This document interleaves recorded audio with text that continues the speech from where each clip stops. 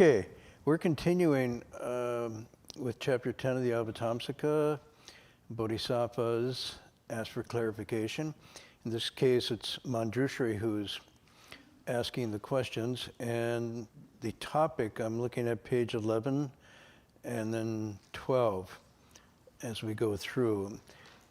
With all of these sections, there's something about the Avatamsaka lyrical balance that it always has 10. So there's 10 verses here in this section, and we've talked about a couple of them. And the subject here, just to refresh a bit, is Manjushri Bodhisattva is wondering why basically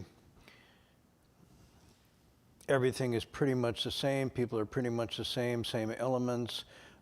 Yes, you have different cultures and whatnot, but nonetheless, living beings being uniform in terms of their basic composition and conditions, yet come out with just rainbow-like differences. And these aren't just superficial differences. Some of these have to do with the big issues of life: health and sickness, wealth and poverty,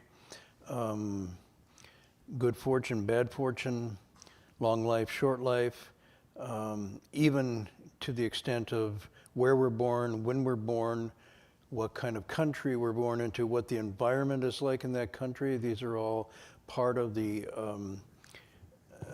distribution, if you want to use that word, of different blessings and curses, or good fortune, bad fortune. Families, friends, relationships, jobs, careers, all of this is like I'm thinking of the fragments of a mirror almost, the reflections of a mirror that gets broken into hundreds of thousands of different pieces. And this Manjushri is asking, and Jewel Leader Bodhisattva is saying the reason for this, the determining dynamic factor behind all of this is karma. And so these verses have to do, each one ends, I think, right to the very end. Thus too, this is the nature of karma. This is how karma is. So it's basically ye yang yi wu shi, like this. So tonight we're going on, and I really appreciate this from generally any text I'm reading, but especially philosophical text. If they give specifics or analogies or metaphors, it really helps me. If they're just talking pure abstraction, I start to really lose it, because it seems to be disconnected to reality almost. So if the principle can be illustrated with a specific or a metaphor or simile, an anecdote even, it goes in. Somebody was telling me tonight too, if it's enacted, it goes in even further. That part of the nature of theater and dance is to do an embodied enactment of something, and you not only hear it, but it goes in through the different senses and it's remembered. So I think throughout sort of religious traditions, there's a lot of plays and performances that are meant to replicate or enact these dimensions. But this text is very rich with examples, and that's why you get, is that way, it's like this, it's like this, it's like this. So the first one started by saying the analogy to a bright mirror. And there's different ways to interpret what this might mean. In other words, every metaphor or simile is taking something we know to bridge over to something we're not really knowledgeable of. But as you know, it can go 100 different ways. One person can see it as a mirror, as self-reflective. Some people see it as a mirror of shedding light, illuminating something. Mirror can be used in a number of interpretations. So how would you interpret this? I throw it out tonight, get you involved a little bit. What is this metaphor? What is when the text says, as a clear, bright mirror, according to what confronts it or is in front of it, reflects its exact image, such as the nature of karma. So then the interpretive part would be, what is this saying about karma? It's saying something about the mirror, but what is it saying about karma, about the nature of karma being like a mirror? There's no right or wrong answer in these, by the way. Interpretation means it could be read a number of ways. There's no black and white answer. I mean, you could be really off. You could say the mirror is about vanity and this is karma. No, it's not about, that's not where we're going. So, go ahead. It's straightforward. Straightforward. Okay. No interpretation or understanding text ways. I think, yeah. So the reading that way would be a good mirror. There's mirrors that are meant to trick you. So I'm sorry. You go to the carnival and there's mirrors that make you look this way or that way. So mirrors can be twisted, and then what they reflect is distorted too. But this is suggesting like it's a clear, bright mirror. A clear, bright mirror without any distortions or imperfections. And as such then, what is in front of it should also be clear and without distortion. A one-for-one image. So I read this myself as that both it's reflective in the sense that it is just playing back what's there, and descriptive, and not necessarily punitive or judgmental. It's not making a call or a criticism. It's simply showing what's there. Master Wah used to like to do, he does later in one of the commentaries, he uses then the cutting edge technology that was TV. So as an example of, a further metaphor on top of these metaphors, but the one that came to my mind was you could compare this to MRI or X-ray or a CAT scan. In other words, it just shows you what's there. It doesn't pass judgment. It gives you an evaluation diagnosis, but it's not punitive or judgmental. So the mirror is analogous then to karma. And basically saying whatever karma. Now we have to remember as we're talking about this, I stress this again, we use the word karma in a general sense to indicate cause and effect, causality and the returns of the, but technically karma has three aspects. It has the intentionality, the cetana, and that's usually what's meant by karma. That's the cause, that's the intentional action. The results are divided into two things called vipaka, ripening, and phala, the fruit. So we have to, ordinary language we're talking about here, it's including all of these in this text, but actually if we think about it as we should clearly, in terms of actually using this in a skillful way, it's very important to separate intentional action from the ripening and the results. And one of the things I was bringing up last week was the phala and the vipaka do not produce karma in and themselves. They're merely the playing out of the results. But a lot of people think, oh, this is a fated cycle you'll never get out of because the results are karma themselves and so forth. So it's important to make that distinction. There's a corresponding, like a mirror has a corresponding image that reflects, and here it's talking about whatever that person or has done. So basically it's not fuzzy, it's not ambiguous, and it's very important when you get into the people who report and the actual moment of dying and death when this particular mirror can become very bright and very all-encompassing. These are reports that people have, and so when that mirror is there, it's a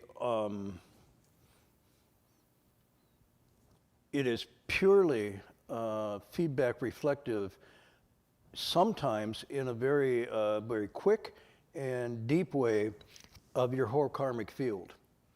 And I'm using the word field here to indicate that there's a number of seeds and different sprouts and things that have been planted or are being planted and are ripening.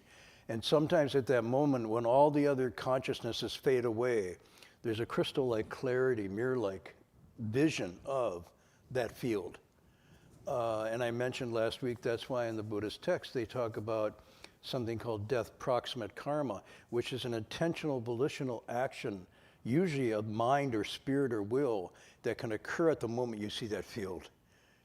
And what happens there in the scene of the field, it is so lightning quick and clear that there's no room for debate or negotiation. It's like, oh, can we run that again? I don't like the, let me adjust the color and the tone on that or whatnot. It's just boom, boom, boom, boom, boom. It's just like that. So that's what I mean. It's like a mirror, and you could extend this metaphor a number of ways. Okay, we go on, or it says, let me try a little Chinese here. 一如田种死，个个不相知，自然能出生，一因亦如是. Or as seeds sown in a field, mutually unaware, they don't recognize each other, yet are able to simultaneously sprout, such is the nature of karma. So the seeds, again, another metaphor. And this is suggesting the seeds is very close to cetana, the intentional action. So these are the seeds that are planted with body, speech, and mind. Intentional actions, body, speech, and mind. And what's suggesting here is that there's just all kinds of varieties, but they all sprout in a similar way. They're not similar, but they sprout in a similar way because of the stimulus of these aiding conditions. This is how karma works. So karma, in a sense, is almost as if a neutral, determining force that brings to fruition those seeds. It doesn't shape those seeds. It doesn't create those seeds. It simply lets them grow and sprout. And so the seeds themselves, the text is suggesting, are unaware of all the other seeds, such as the nature of karma. So Master Wa's commentary says we may create either good karma or bad karma. And he uses the word indeterminate karma, and I'll have to go back and look at the actual translation, because this is a translation of his talk. But usually indeterminate karma means something very specific. It's a technical term.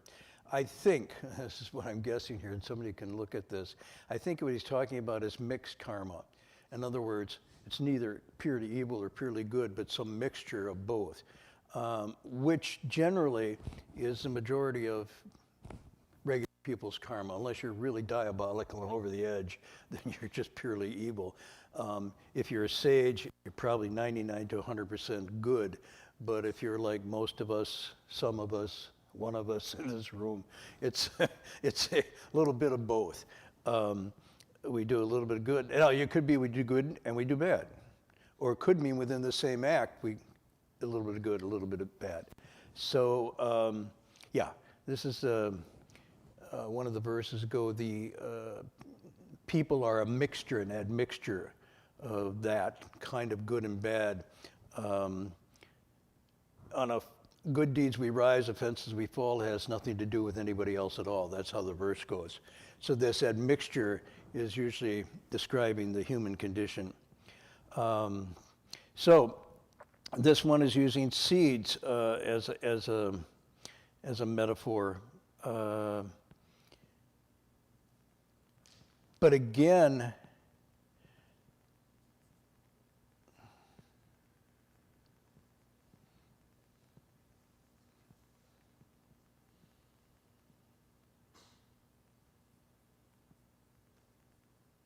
sometimes the Sanskrit term is used for this too. It's called bija, B-I-J-A.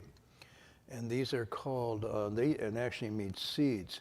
So these are almost like packets of karmic activity that we've created, we've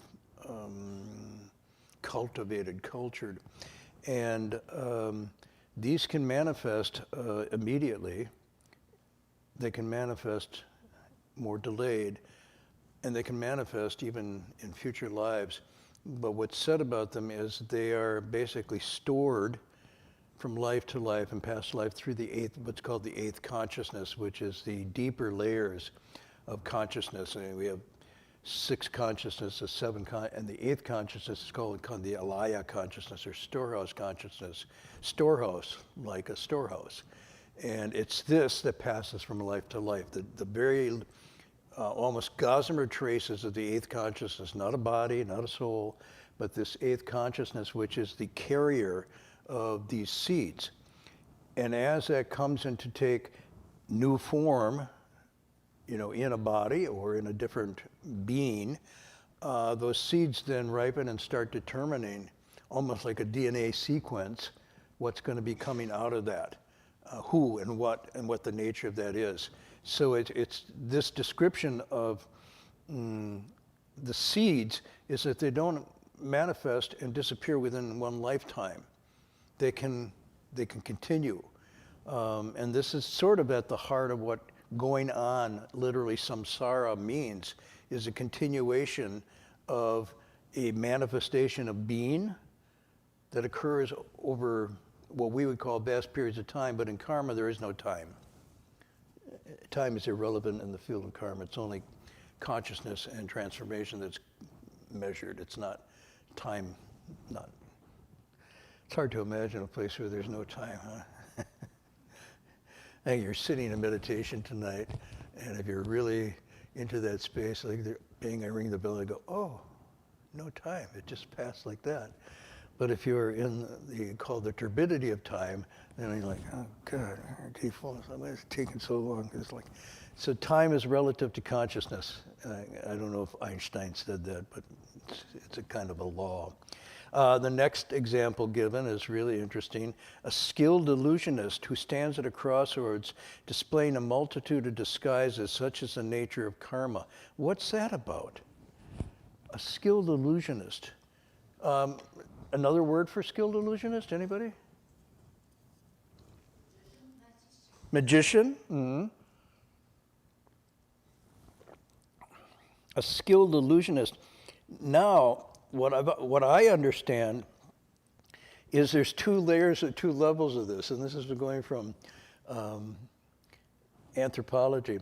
There are skilled illusionists who basically are sleight of hand. There's some TV show called Penn and Teller. These guys are always doing, and then people come on and do theirs and see if they can trick them, and it's not like, oh my God, you have invoked a deva who came down and made this manifest. No, it's some sleight of hand that they can do. Power of suggestion, distraction, and so forth. But there's also illusionists that can really manifest stuff. And this is a different level. I remember my teacher talking about it in Manchuria in China. They had these magicians who really can make things appear and disappear, whatever that's about. I don't know. I don't go looking for it. I don't know if it's even in Berkeley. It seems like sometimes our government can do that, but oh, gee, I wasn't going to make it. Sorry. Now you see it, now you don't. Oh, okay. Skilled illusions. So, but apparently what it's saying is, what? Why is this used? Why would karma be like a skilled illusionist? Jump in. Go ahead, try it. A magician.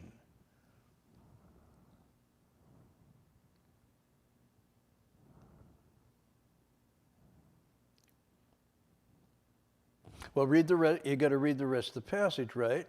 Who stands at a crossroads, basically in public, and has multitudes of disguises, such as the nature of karma. Did you ever see the wonderful film called King of Masks? Oh my gosh. Well, I shouldn't be recommending media stuff here, but this is a very good. It's actually based on a Chinese magician, illusionist. It's a trained occupation. And they're able to have a mask on their face, and they go like this, and a new mask appears. And they go like this, and a new mask appears. And it's so fast, it's just like face, face, face, face change. This is based on true skill. And the story about this is, well, now I'm going to ruin it. Okay, here's a spoiler. No, wait a minute. Oh, okay, so they can do this, and multitude of disguises they can go. And you watch it, and you're just amazed by this. And this is, he's a traveling mask king, in a sense. And he puts on little plays that go with it. And one of his plays that he puts on is Earth Story Bodhisattva plays. So this is a Chinese film with subscript. It's really well done. Anyways, he wants to have an apprentice, and this child wants to apprentice with him. She's a girl. And by the trade profession, no girls allowed. It can only be a boy. So she disguises herself as a boy to learn from him and study with him. In the process, her disguise changes his heart and so forth. It's really, the layers of stuff here is really wonderful. So you ought to check it out. I think I have a copy at home someplace if I haven't loaned it up. But anyhow, the disguises are the different faces. Okay, so why is this here? What would karma have to do with this?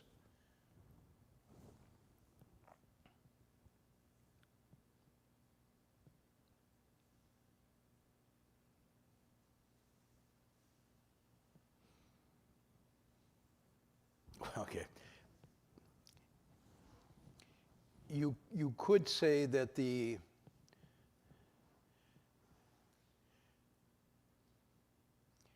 each karmic act has a corresponding visual, physical, emotional mask or appearance.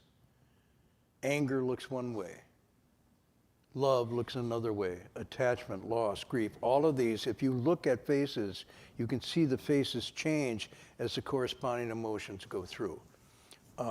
Loss and gain, all these have manifestations. So karma, depending on what it is, will have a corresponding physical, emotional imprint or affect that can be seen almost immediately, or it can be seen and manifest over different time and different bodies and different faces. So what it's basically saying is no matter what the disguise is, it's still fundamentally the same thing that's operating here, such is the nature of karma. So it can have a multitude of forms and faces and whatnot. And if you think about this way, you could say, oh, the human living beings are basically, by nature, complete with Buddha nature, okay? They are Buddhas and Bodhisattvas, potentially, naturally, in their deep core. The disguises are the karmic twists and turn of that nature, not used, not functioning perfectly well, completely. So functioning well, it's a Buddha and Bodhisattva. Misfunctioning, but it's disguised. And this is one of the way compassion is used as an operative thought. When I see other living beings, I see Buddhas and Bodhisattvas, sages in disguise. They are not what they appear to be. There's much more there than they manifest. And so you can see disguises as a purposeful deception or as an unintentional, how shall I say it, unintentional hiding away, sort of. Yeah. Another way to interpret could be that the workings of karma is very difficult to see. So it's like illusion, but there is some kind of mechanism, but usually we can't see how it works. Right. And I think that's a very solid interpretation. And in fact, you could say even in our own lives, when something happens to us, it's almost as it's a disguise. Who's at fault? How did this happen?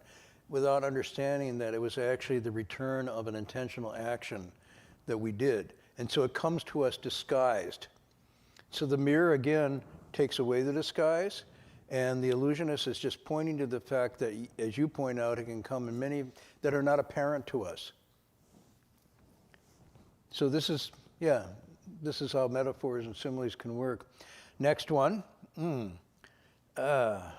This is Ruji Guan Mu Ren, a mechanical man. What's a mechanical man? Which can emit many different sounds, yet possesses neither self nor a non-self, such is the nature of karma. What is that? What's a mechanical man?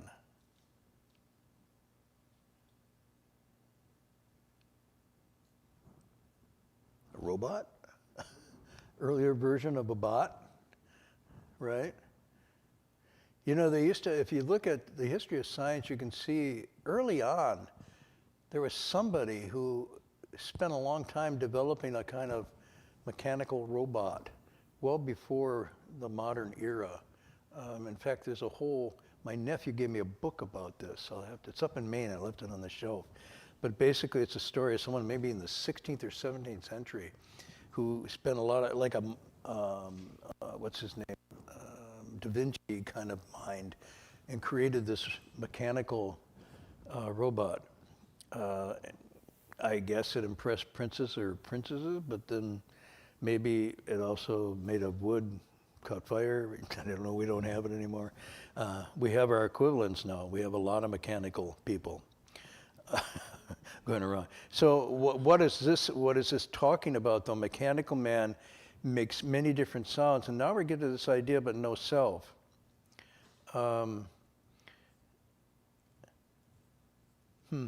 What Master Wa was using, this is one where he used robot or TV as an example. I was thinking of CGI. Maybe you know what CGI is? It's an acronym.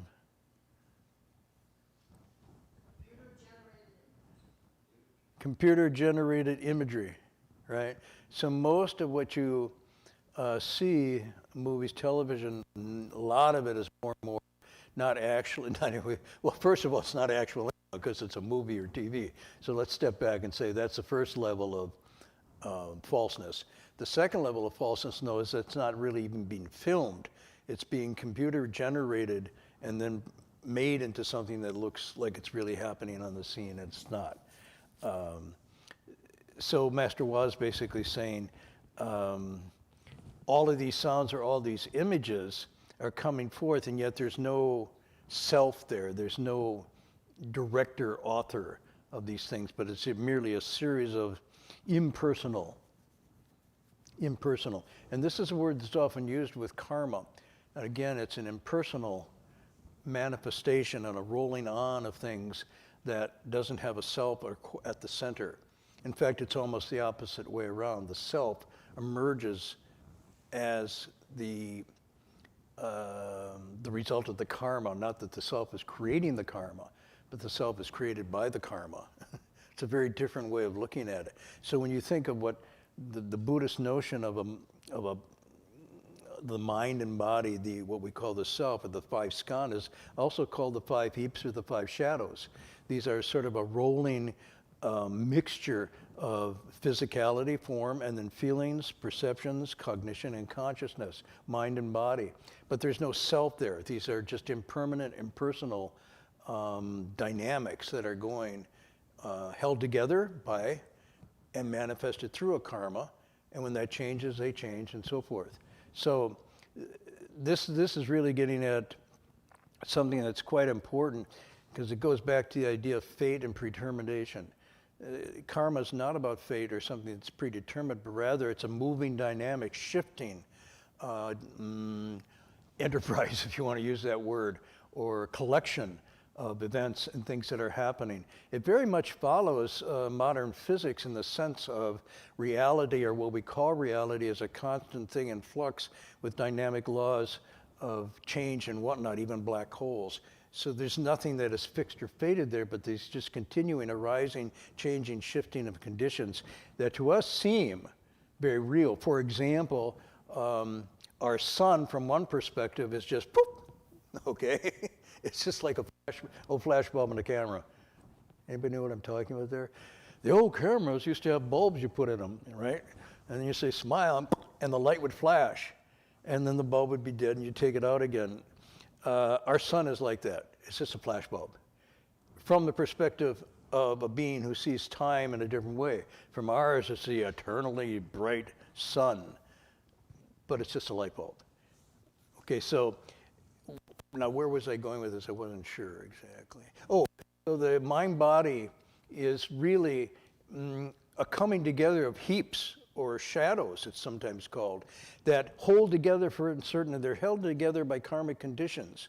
And when those karmic conditions work their way out, the skandhas break up. The body goes, and the feelings go, and the perceptual field goes, cognitive goes, samskara goes, the deep habitual tendencies are almost unconscious, and finally, consciousness itself dissipates.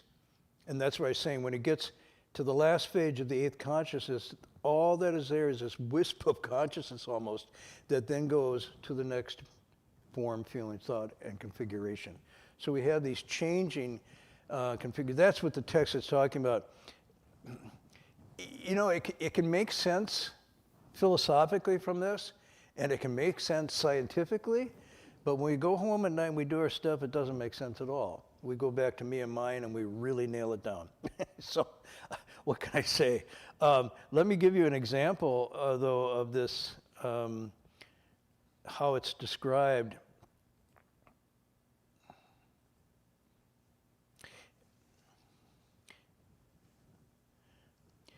It's based on, and this is in both the Theravada and the Mahayana tradition. So I'm going to quote to you a passage from the Theravada tonight to illustrate what we just read, the no self and no self there from the Avatamsaka. But it's based on this notion of what's called pratita samutpada. Do you know the expression pratita samutpada? It's a delicious Indian curry dish that, no, huh? Codependent, the 12 conditioned links.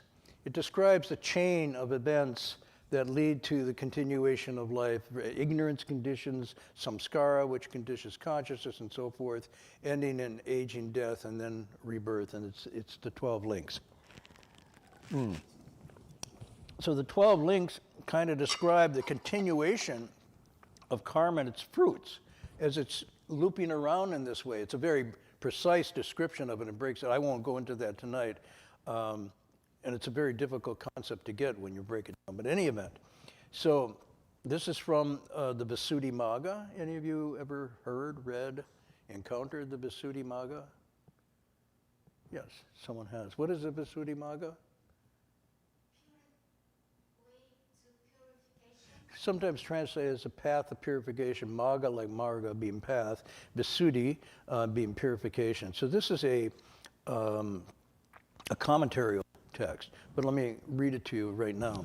Everywhere, in all forms of existence, such a one is beholding merely mental and physical phenomena kept going by their being bound up through causes and effects. So what it's saying, in all forms of existence, let's just say in the human existence, you're always beholding what is not a real self, permanent, unchanging core entity, but merely mental and physical phenomena, the skandhas, kept going and being bound up, held together by causes and effects. That's what you're observing. So when we observe ourselves and observe others, we're saying living beings born, sustained, in a multitude of conditions, constantly coming and going, coming and going. So in that, there seems to be a kind of scary impermanence, but also in that is the possibility for redirecting and changing everything. So it's a really powerful, but that's what's being described here. So the vision of the sage is to see not a permanent self or entity there, but a conditioned apparition almost, or a conditioned field of conditions held together by cause and effect. Then it goes on. No doer, the sage, no doer he sees behind the deeds, and no recipient apart from the karmic fruit. The fruit is there, but there's no real recipient of that. And with full insight, he clearly understands that the wise ones are using merely conventional terms when, with regard to the taking place of any action, they speak of a doer, or when they speak of a receiver of the karmic results at their arising. This is from the Visuddhimagga. And here's the verse that says, therefore, the ancient masters have said, and this is a 8-line verse, no doer of the deeds is found, no self, no one who ever reaps the fruits. Empty phenomena, 5 skandhas, roll on. This view alone is right or true, and true. The second part says, and while the deeds and their results roll on based on conditions all, based on causes and conditions all, there's no beginning that can be seen just as it is with a seed and a tree. So this is a beautiful passage from the Visuddhimagga, basically saying the kind of the same thing that's being said here in the Avatamsaka. Maybe I will pause there because there's so much more I wanted to go into. And I will go into this a little more next week because I mentioned it's not the case that every action, even with almost identical intentionality, bears identical fruit. So this gets a little tricky because when you try to analyze it, the complexity and nuance of karma is, it's in a sense wondrous and beautiful, and also almost beyond perfect understanding because there's so many variables and factors going on. It would drive a scientist crazy. Because if you're trying to narrow this down and say, we're going to control all the variables, and you can't, because the variables are essential to the actual event. You eliminate the variables, you eliminate the causality nexus. And so you have a pure, perfect vision, but it's not real. It's just imaginary. Sorry. So, you get perfect focus in an irrelevant field, almost. Any event, so on that thought, that I'll do next week, because there's a little more time. But what I wanted to share with you is that when a wrong action happens, the action itself is wrong, bad karma, a kusala, and the state of mind in which it is done is also a factor. So it's not just the act itself, but the state of mind which is in what is done, how it's done, and why one does it. So this is not a simplistic notion like you just do this and this happens.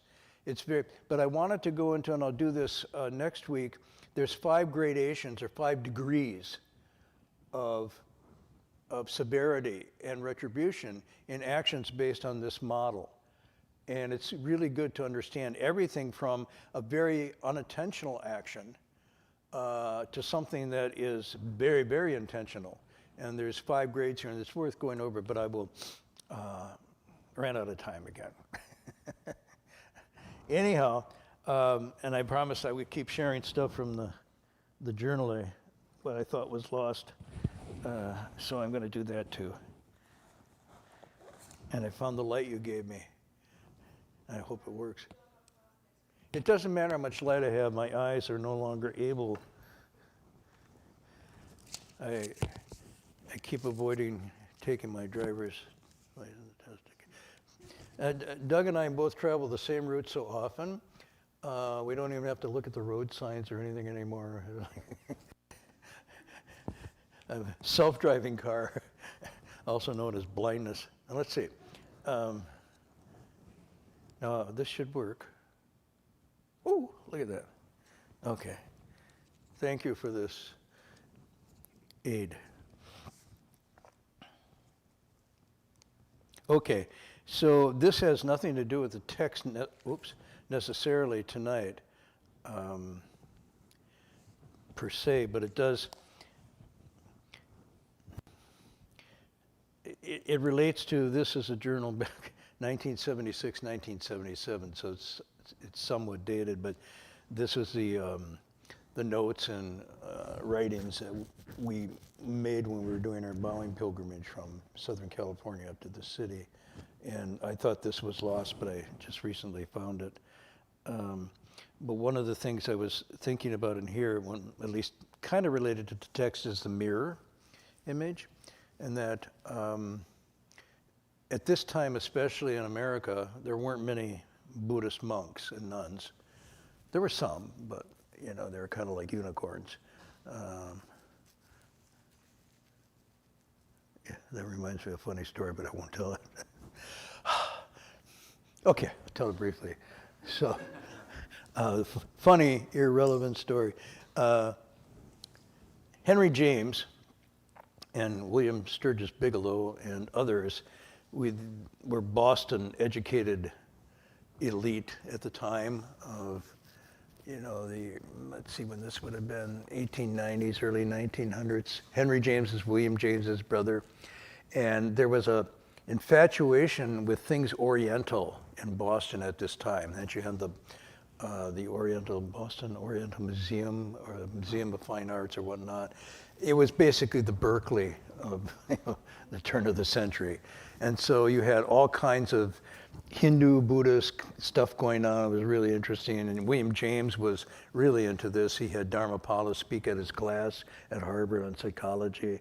Anagarika Dharmapala came from Sri Lanka. He was kind of a monk, kind of not, but very popular. And anyhow, so this was going on.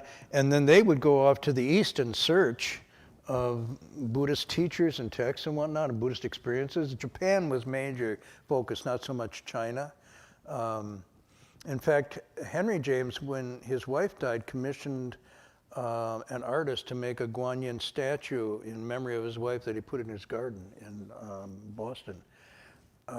William Sturgis Bigelow was a Boston Brahmin and of a very distinguished family of physicians. So he, during the day and the week, he would do his duties as a physician in his three-piece suit and the whole thing, right?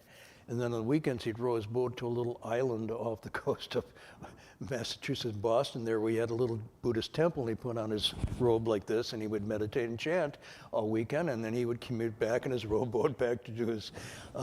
Anyhow, they sort of brought these two worlds together. I'm really diverging tonight from what I'm... But anyhow, they brought these two worlds together. When he died, he requested that half his ashes be buried in the prestigious Boston cemetery, and the other half buried in a small temple in Japan. So he was of two worlds, two minds, and this is early Buddhism in America. Anyhow, so they're heading to the West Coast, to San Francisco, to get a boat. What do you call that? Like a passenger line to Japan. And they stop someplace en route around Montana or Wyoming. And they get off the train, and they're walking around the platform, and this cowboy sees them, dudes, slick dudes, guys, comes up and says, "What are you guys doing?" And they said, we're going off in search of something. And the cowboy said, "What are you in search of?" And they said, "Nirvana." And the cowboy, not wanting to be seemingly ignorant, he says, "Well, you can't hunt them now, they're out of season." He thought they were kind of an antelope or deer, but anyhow, so now why I did that, I'm not sure. But in any event, so when we're bowing, we're kind of new, shaved-headed Americans as Buddhist monks, and bowing. These two things are very weird to most Americans at the time. And so we were kind of a mirror, in a sense, of people's inner longings, aspirations, or animosities, depending on which. But when someone would encounter us, it was like a mirror, and they would see something, a reflection. So generally, I guess more dramatic are the stories that people, got upset, got angry, took issue with us, and so forth. And I tell a lot of those, but tonight I wanted to share a different side of that.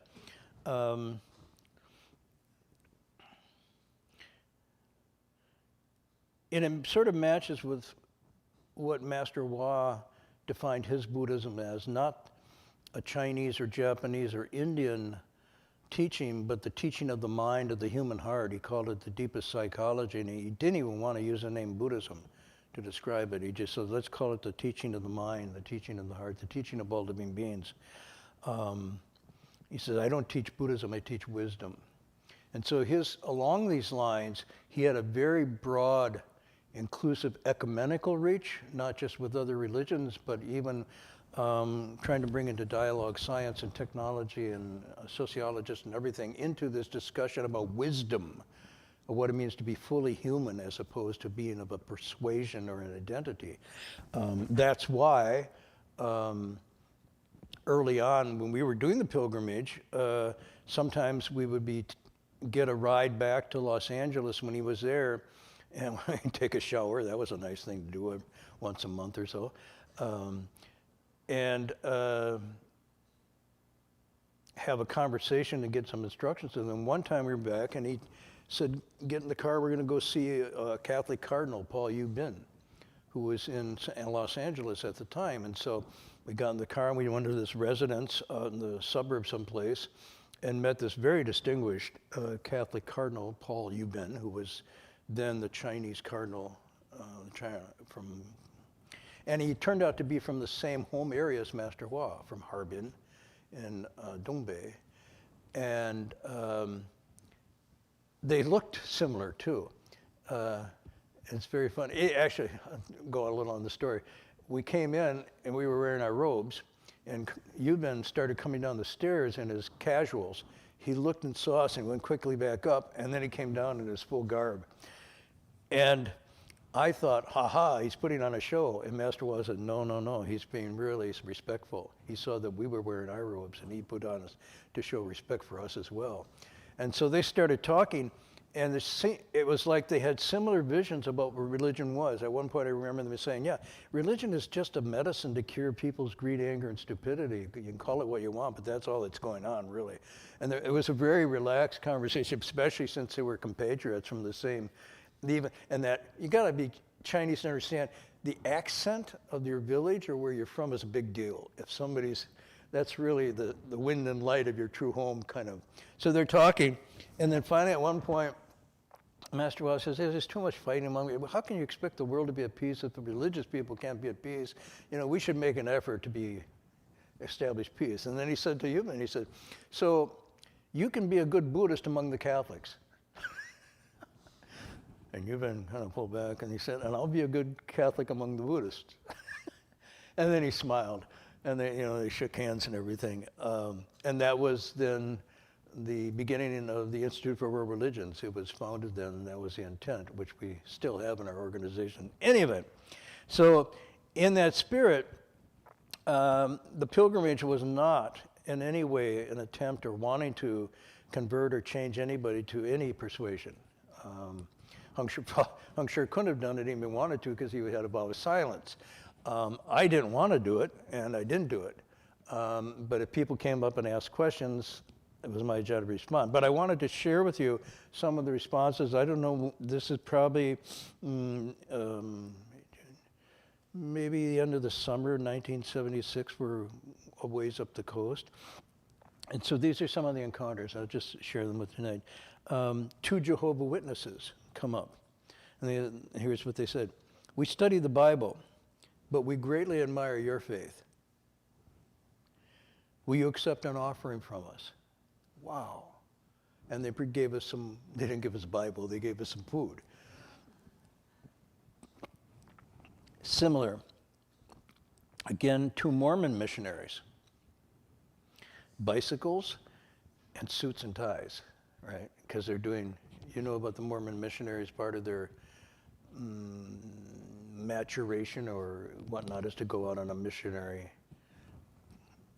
duty. And they say, I'm elder so-and-so, and this is elder so, that's how they call themselves, elder so-and-so, and we're wondering what you're doing. And I say, well, we're Buddhist on a bowing pilgrimage. Buddhist, we thought so. And what's the purpose? I said, well, to get rid of our faults and see if we can help, reduce disasters and calamities in the world. Wonderful, wonderful. We're behind you 100%. Good luck. And they ride off. Now, every time this happened, I was always on my guard because usually they weren't always this friendly. I mean, some would come up and say, what are you doing kissing the ground and the earth? Worshiping, what are you worshiping? Paganist stuff. God sees you as a dirty rag. You need to be washed in the blood of Jesus. And, and they would try to convert, and not very successfully, but another story, but I won't tell that one tonight. Wow, okay.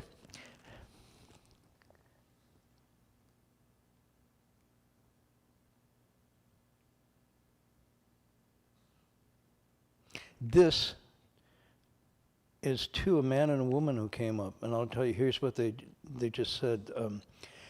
We just wanted you to know that like so many others, we've been walking with you in spirit as you make your pilgrimage up the coast. I mean, this kind of was mind-boggling. My family and I pray that you will continue on in safety. And we bring greetings from the Christians, and this was St. Paul's Methodist Church of San Francisco. I can't tell you how inspiring and touching it was to have people who weren't, but seeing something in the act of bowing that was almost universal and not limited to any faith conviction, but something of a transformative heart movement. Then there's this woman, Connie, I won't use her last name, even though 70 years ago, well, no, it wasn't 70 years ago. How long ago was that? 50 years ago or something? Tempus fugit. Connie says, a lot of us are hiding in the bushes. And what? She says, well, she meant closet Buddhist. So she says, I left the Catholic Church. How does it go? But I'm ecumenical minded, especially I'm attracted to Buddhism, the metaphysical and practical of it. And in every other way, I find it very appealing, but a lot of us are hiding in the bushes. Yeah, almost like we'd have people come up and say, well, I'm not really anything, I'm kind of a Buddhist. Is that okay? Yeah, that's okay. Oh, good. She said, I ran and hid in the security of the church, but I admire my son John, who's 15, because he's really open to a new spiritual awareness. He had profound good effect seeing monks and hearing about Buddhism on this 15-year-old. So I just keep reading from this maybe every Friday a little bit, just give you a flavor.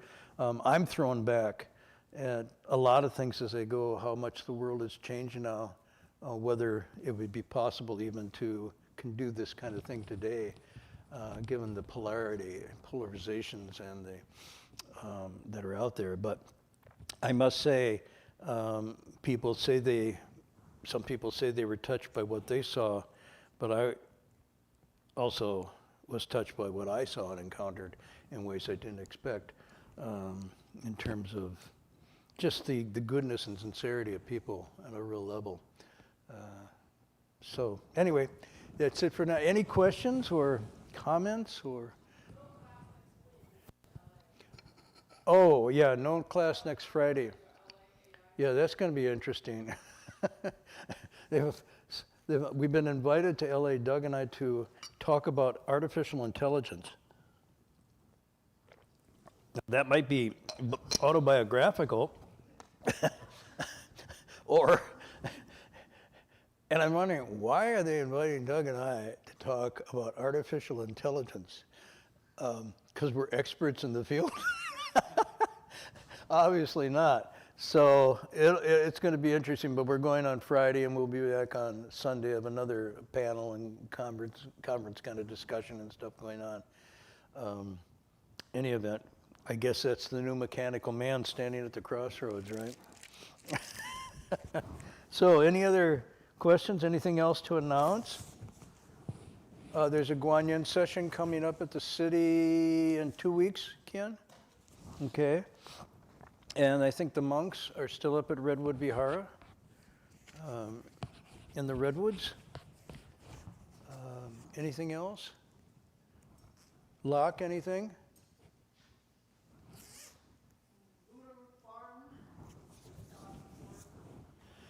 Oh, right. This summer, right? So they'll have another retreat this summer up in Buddha Farm in Oregon, on the coast, very close to nature. So it's a real good chance to do meditation and immersion in nature. Okay, other than that, we will do our transference in English. Ah, man, the stories I can do, I have to be really careful.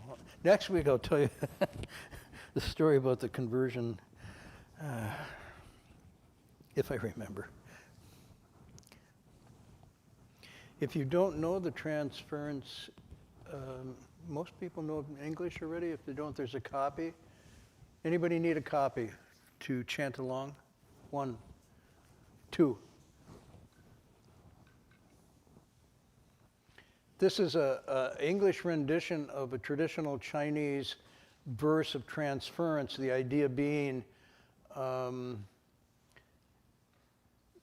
that at the end of a good event, a gathering, a reading of a sutra text like this, there's a feeling that there's a certain amount of goodness that's been generated by that. And the idea is then to take it with an idea or a spirit to give it out or give it into the world as an injection of good energy. And they call that transference. In ancient times, it was very important and necessary. I think even more so now. So, however you feel, we will do it in English.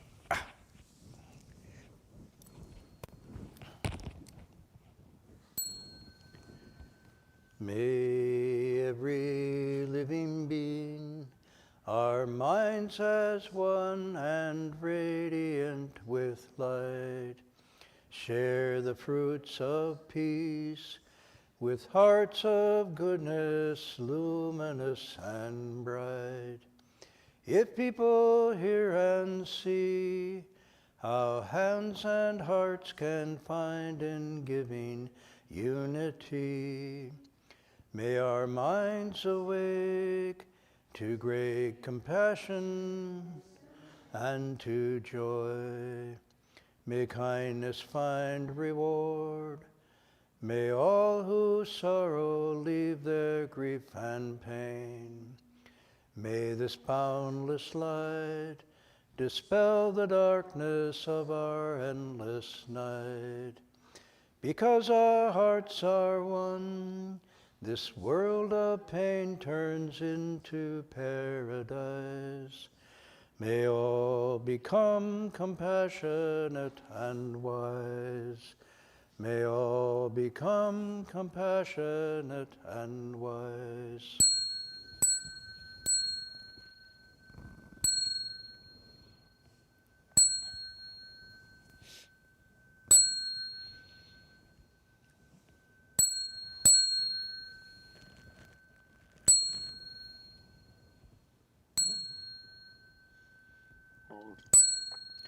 Bow in respect to the Triple Jewel.